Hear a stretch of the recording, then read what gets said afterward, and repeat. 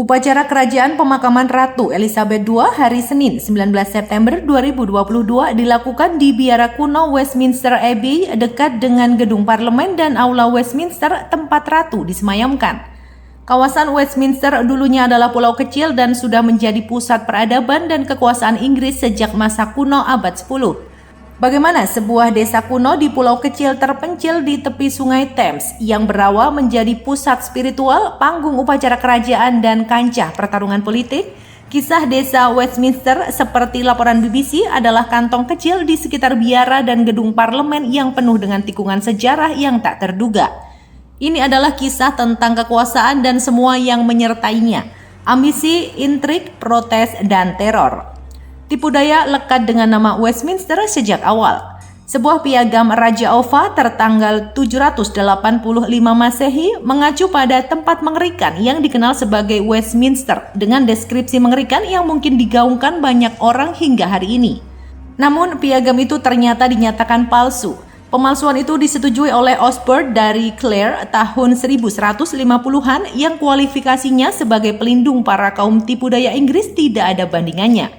Tujuan Osbert adalah untuk meningkatkan reputasi Westminster sebagai tempat religius. Tujuannya agar Edward the Confessor, salah seorang raja Inggris, diangkat menjadi santo. Kampanyenya yang tak kenal lelah untuk kanonisasi Edward the Confessor akhirnya berhasil. Sampai hari ini, kuil Edward menarik jemaah dari seluruh dunia termasuk Presiden George W. Bush yang berdoa di sana pada tahun 2003.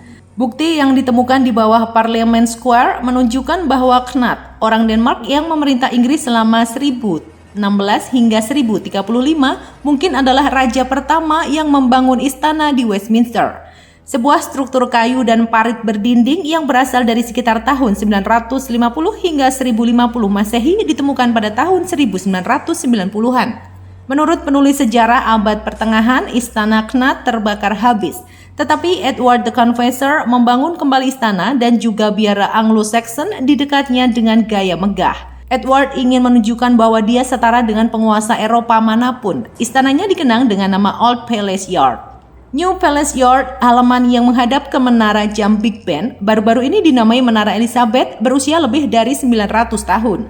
Tahun 1771, Perdana Menteri Lord North dianiaya oleh mereka yang memprotes dan tahun 1780 para perusuh menyerbu Downing Street, kantor Perdana Menteri. Sebuah jendela kereta raja pecah pada pembukaan persidangan parlemen tahun 1795 dan protes massal di New Palace Yard menentang perang dengan Perancis menyebabkan kekhawatiran besar. Sebagai tanggapan, pada tahun 1815, pihak berwenang membersihkan sisa-sisa istana Westminster yang terkenal dari jarak dekat parlemen. Pada tahun 1860-an, gedung parlemen saat ini bangkit dengan megah dari abu istana lama termasuk wilayah kumuhnya. Pada awal abad ke-20, sisa-sisa terakhir labirin ganggang tua Westminster di utara Parliament Square digantikan oleh kantor-kantor pemerintah. Westminster Hall dan Abbey bertahan dari abad pertengahan, tetapi mereka hanyalah ujung yang terlihat dari masa lalu Westminster yang tersembunyi.